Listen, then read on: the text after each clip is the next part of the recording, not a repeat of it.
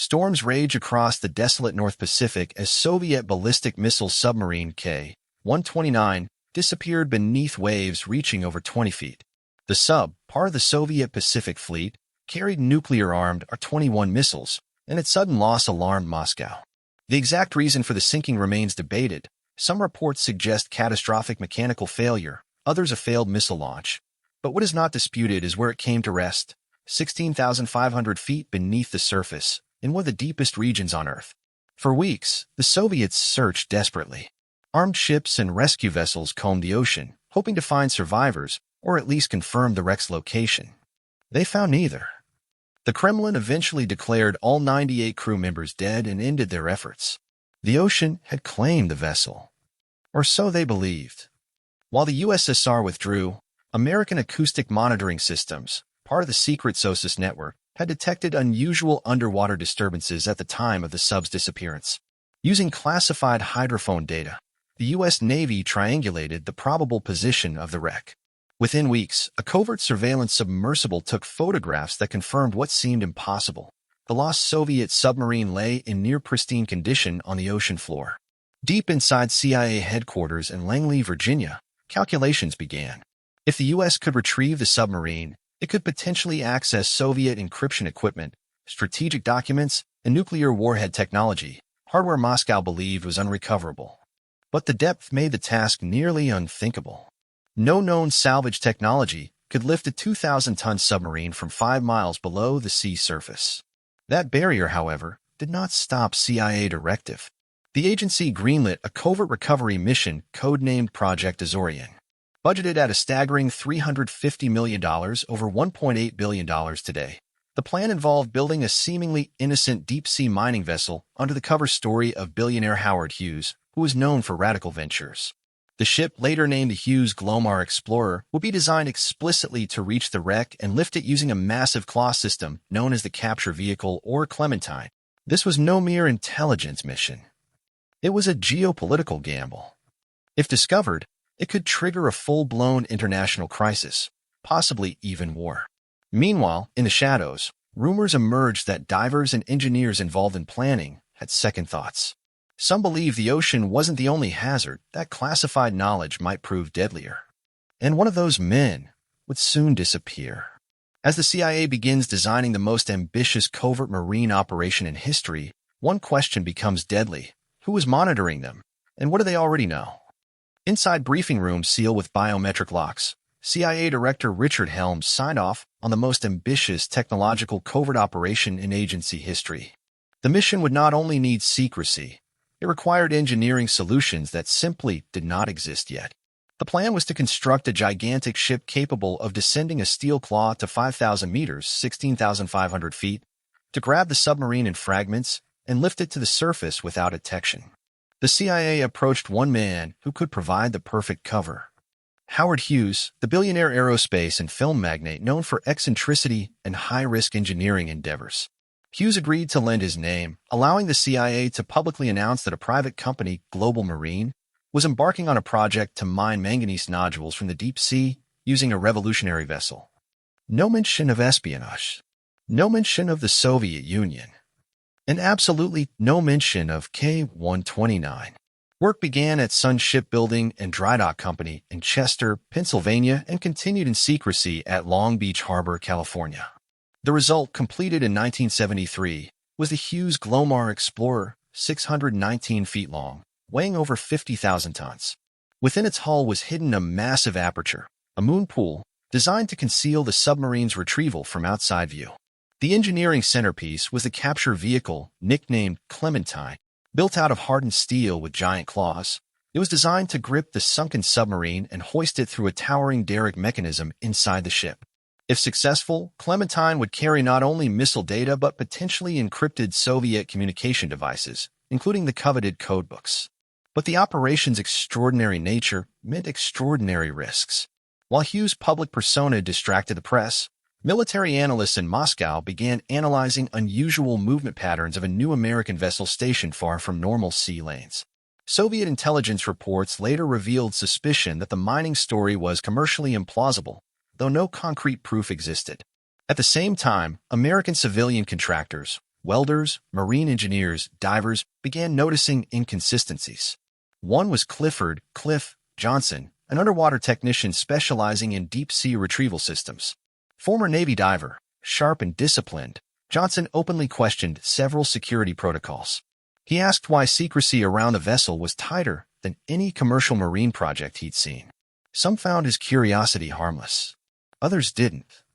By mid-1973, multiple anonymous warnings circulated within the CIA that someone on the Hughes Glomar Explorer engineering team had begun overstepping clearance boundaries.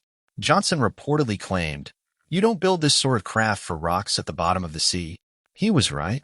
And soon after a private meeting with a senior project liaison, Cliff Johnson vanished without formal explanation. According to later declassified testimony from multiple engineers, he never returned to work. His personnel file was restricted. No missing person inquiry was ever registered publicly. He was simply gone. Construction continued. On June 20th, 1974, the Hughes Glomar Explorer quietly departed from Long Beach. No media presence. No farewell briefing. The ship carried over 170 specialists, including CIA personnel, Lockheed engineers, naval analysts, and ocean recovery technicians. The mission objective was clear. Raise 129 without the world knowing it ever happened. But for those on board, especially the crew aware of Johnson's disappearance, another question lingered. If anything went wrong at 16,500 feet, would the ocean be the only thing they'd have to fear? In July 1974, after weeks at sea under thick cloud cover, the Hughes Glomar Explorer arrived directly above the sunken K-129. The vessel's positioning was so precise that even a 1-meter drift could jeopardize the entire lift procedure. Using dynamic positioning thrusters and advanced sonar, the ship hovered, nearly motionless, above the precise target identified years earlier via acoustic tracking. The world believed the Glomar Explorer was drilling for metals. In truth, an operation was beginning 13 times deeper than the Titanic wreck. Inside a modified cargo bay, teams activated Clementine, the massive steel claw. Designed by Global Marine and Lockheed engineers, the mechanism began descending into the dark abyss via oversized pipe strings connected to the ship's towering drilling rig. At more than 3 miles of cable length, sending the claw down was a slow-motion operation. It required over a week of deployment. Security was suffocating. Windows were sealed, outward camera feeds were suppressed, and crew were restricted from all non-essential decks. Yet secrecy was about to be challenged. On the morning of July 28, 1974, the ship's radar detected movement. A Soviet naval intelligence vessel, AGI-class trawler, appeared on the horizon. The ship, believed to be part of the Soviet Pacific Fleet, began circling the area at a suspiciously steady pace. Soviet reconnaissance would later confirm that Moscow suspected mining activity concealment. To avoid detection, the Glomar Explorer activated fake drilling animations on exterior monitors, even staging crew movements to mimic standard ocean research operations. The Soviets observed them closely for several days. Below, Clementine reached the wreck. Footage transmitted to the engineering deck displayed the haunting image of K-129 lying broken in 3 sections, pressure-crushed yet still holding intact strategic compartments. The claw engaged. Gripping tons of twisted metal with limited visibility, the mechanism began the brutal process of raising the submarine. It was the first time in history anyone attempted to lift a nuclear-armed military submarine from such depth. As the lift progressed, Soviet vessels drew closer. The crew aboard Glomar Explorer followed tight radio silence protocols, broadcasting only innocuous weather data. The CIA feared that if the Soviets realized their missing submarine was being taken, they might forcibly intervene, something that could escalate rapidly into armed conflict. Crew reports later declassified mentioned the psychological strain. Every creak of the steel risers, every storm gust, seemed like a countdown. Then disaster struck. As the recovery reached halfway to the surface, 2 of Clementine's claws failed.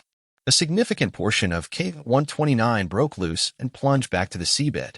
Engineers estimated that only the forward portion of the submarine was secured, approximately 1/3 of the original structure. Inside that section were 6 known bodies of Soviet sailors, nuclear warhead casing fragments, and critically, the communications and code room, which CIA analysts believed could still hold decipherable intelligence. But the failure increased risk. Stress on the lifting pipe structure grew unstable.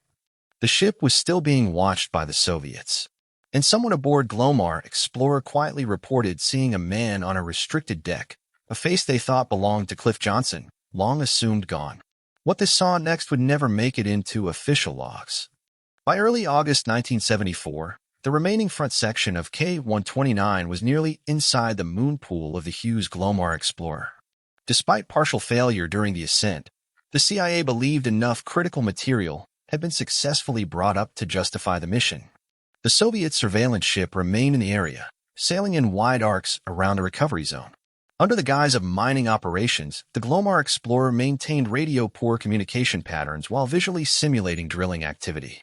Reports later declassified confirmed that the Soviets suspected unusual operations, but they did not have concrete proof that the U.S. was recovering their submarine. Inside the shielded moon pool, the atmosphere was tense. Engineers, CIA officers, and technicians worked under extreme secrecy. They confirmed the retrieval of sections of the forward hull, torpedo tubes, parts of the nuclear missile compartment, human remains of 6 Soviet submarine crew members. Critically, they also recovered components believed to belong to the crypto-intelligence section, including potential Soviet code materials. The CIA has never publicly confirmed the exact intelligence yield, but historical analysts believe Project Azorian likely provided valuable insight into Soviet nuclear capabilities and naval communication practices. The bodies of the submarine crew were handled with care. In a surprising and historically documented humanitarian gesture, the U.S. held a military-style burial at sea for the Soviet sailors, conducted August 4, 1974, complete with folded flags and a Russian Orthodox prayer reading played via ship speakers.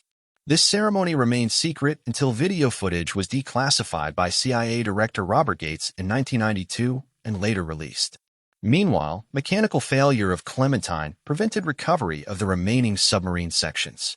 Subsequent intelligence documents revealed internal debate on whether to launch a second retrieval mission. Ultimately, the risk of detection and escalating Cold War tensions led to cancellation of future attempts. The first public leak. In February 1975, just months after the mission, journalist Seymour Hersh from the New York Times received classified information hinting at the CIA's deep-sea recovery attempt. The CIA, under new director William Colby, faced a dilemma. Unable to either confirm or deny the mission, Colby famously authorized the now iconic response, "We can neither confirm nor deny." This phrase became known as the Glomar response and is still used today in government replies to FOIA requests concerning classified operations. Howard Hughes' role exposed. Hughes himself was largely uninvolved beyond lending his name for cover. By late 1974, scrutiny of his involvement intensified due to unrelated corporate investigations. Facing external pressure, the CIA tightened operational secrecy further, fearing exposure. What remains buried? Despite thousands of pages later declassified, significant portions of Project Azorian remain classified, including detailed inventory of recovered items, full assessment of intelligence gain, internal debate concerning second recovery attempt, identities of several key personnel involved.